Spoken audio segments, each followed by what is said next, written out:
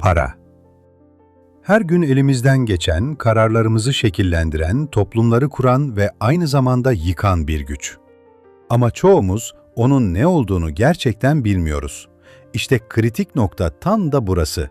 Düşünmeye başladığınızda cevaplanması gereken sorular da artıyor. Bir kağıt parçası mı? Bir dijital kayıt mı? Bir devletin zorunlu kıldığı bir sembol mü? Yoksa bundan çok daha derin, daha eski, daha güçlü bir şey mi? Ünlü iktisatçı John Kenneth Galbraith bu gizemi çok güzel özetlemiş. Para, insan hayal gücünün en büyük icadı olabilir. Evet, bugün o hayal gücünün karanlık koridorlarına güç, güven, çöküş ve yeniden doğuşla yoğrulmuş uzun bir yolculuğa çıkıyoruz. Çünkü eğer parayı gerçekten anlarsanız, yalnızca ekonomiyi değil, dünyanın nasıl çalıştığını da anlamış olursunuz.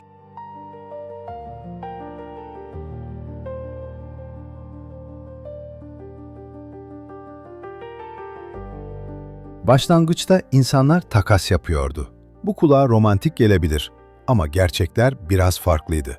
Takas sisteminin görünmez bir zinciri vardı. İhtiyaçların çifte tesadüfü.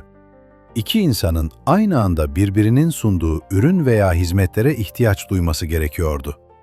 Ekonomist William Stanley Jevons şöyle diyor: "Takasın temel sorunu, insanların birbirine aynı anda ihtiyaç duymasını gerektirmesidir." Bu durum, ticareti yavaşlatmakla kalmadı, toplumların karmaşıklaşmasını engelledi. Çok daha büyük bir şeyi de engelledi, uygarlığın yükselişini.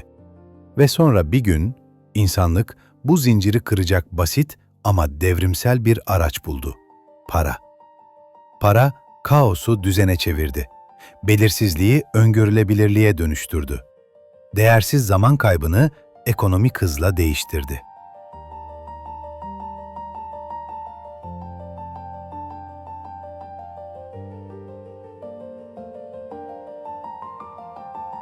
Tarih boyunca toplumlar yükseldi, imparatorluklar kuruldu, savaşlar yaşandı.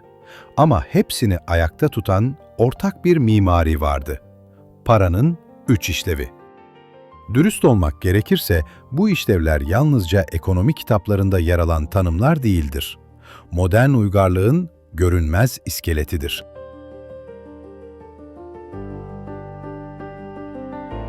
Adam Smith'in sözleri hala geçerlidir.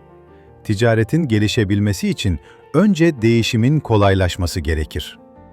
Para, ticarete akıtan kan gibidir. Arkasında hiçbir güç olmasa bile herkes tarafından kabul edildiği için işlem yapmayı mümkün kılar. Ekonomik değerleri karşılaştırabilmemizin tek yolu ortak bir ölçü birimidir. Nobel ödüllü Paul Samuelson'ın ifadesi doğrudur: para, ekonominin konuştuğu dildir. Bir elmanın 5 TL olmasıyla bir evin 5 milyon TL olması. Bu bir dil sayesinde anlam kazanır. Bu dil olmadan toplum çökerdi. Aristoteles binlerce yıl önce söylemişti: para, gelecekteki ihtiyaçlar için saklanabilir olmalıdır. Bu özellik medeniyetleri kurdu. Tasarrufu, birikimi, yatırımı, sermayeyi, yani uygarlığı mümkün kıldı. Para önce bir nesneydi, sonra bir temsil oldu. Bugünse tamamen bir hikayeye dönüştü. Bu dönüşüm insanlığın zihinsel evrimini de gösterir. Tuz, tütün, çakıl taşları, deniz kabukları. Ama içlerinden biri diğerlerinden ayrıldı: altın. Altının yükselişi tesadüf değildi. Diğerlerine göre nadirdi, dayanıklıydı, kolay taşınabilir ve bölünebilirdi. Kültürler arası güven yaratıyordu. Ekonomist Karl Menger bunu şöyle açıklar: para, toplumların kendiliğinden geliştirdiği bir çözümdür. Altın, medeniyetin ortak aklı tarafından seçilmişti. Temsili paraya geçişin hikayesinde artık altın büyüktü, değerliydi ve taşınması tehlikeliydi. İnsanlar altınlarını güvenilir kişilere bıraktı. Karşılığında bir kağıt aldılar. Bu kağıt altını temsil ediyordu. Para artık soyutlaşmıştı. Bu aynı zamanda modern bankacılığın başlangıcıydı. Bugünün dünyasında paranın arkasında altın yok. Hatta hiçbir fiziksel karşılık yok. Sadece bir hüküm var. Devlet, bu para geçerlidir der. Milton Friedman'ın dediği gibi, para, hükümete duyulan güven kadar değerlidir. Para artık bir metal değil, bir güven ilişkisi. Tarihçi Niall Ferguson, meselenin özünü çarpıcı şekilde yakalar. Para bir gerçeklik değil, üzerinde uzlaştığımız bir hikayedir. Bu hikayeyi ayakta tutan 3 temel güç var. Ekonomist Hyman Minsky bu gerçeği şöyle özetler. Para, insanların birbirine duyduğu güvenden ibarettir. Güven çökerse para çöker.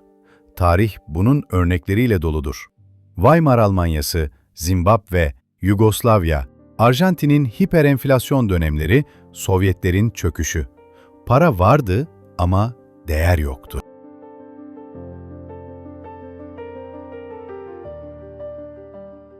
Devletler paranın arkasındaki ikinci büyük güçtür.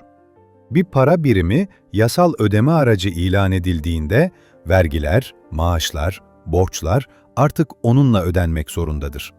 Bu paraya sürekli ve kaçınılmaz bir talep yaratır. John Maynard Keynes'in ünlü sözü gerçeği acı biçimde açıklar. Enflasyon, hükümetlerin halkını sessizce soyduğu araçtır. Para arzı arttıkça değer düşer. Değer düştükçe toplum zayıflar.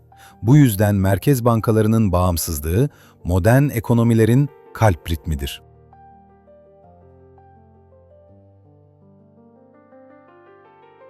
Bugün paranın büyük kısmı fiziksel değil. Bankalarda mevduat olarak görünür. O da aslında dijital bir veridir. Ve daha ilginci, kredi verildiğinde yeni para yaratılır. Bu fikri ilk kez net şekilde dile getirenlerden biri Joseph Schumpeter'dir.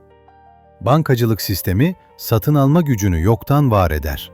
Yani para üretimi devletin değil, bankacılık sisteminin içinde gerçekleşir.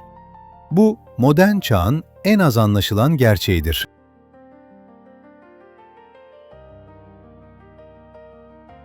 ...2008'de Bitcoin ortaya çıktığında dünya büyük bir soruyla karşılaştı.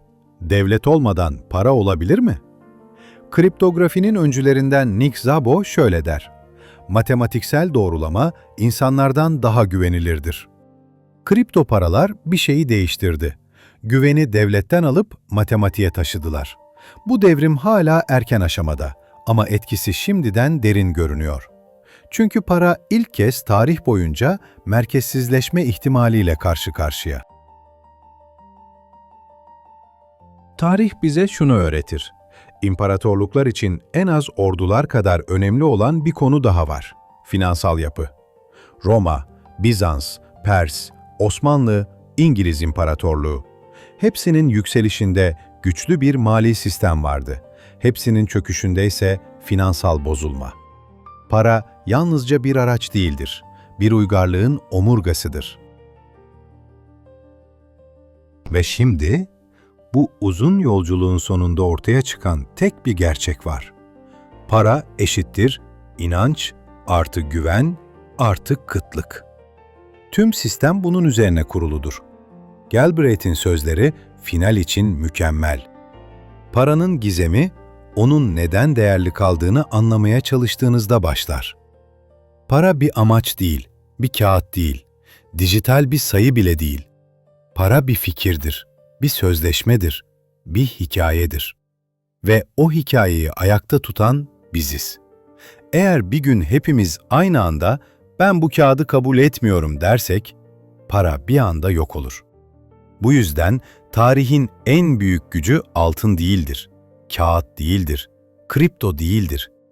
Tarihin en büyük gücü, bu varlıklara da güç veren güvendir. Ve para, o güvenin en saf biçimde cisimleşmiş halidir.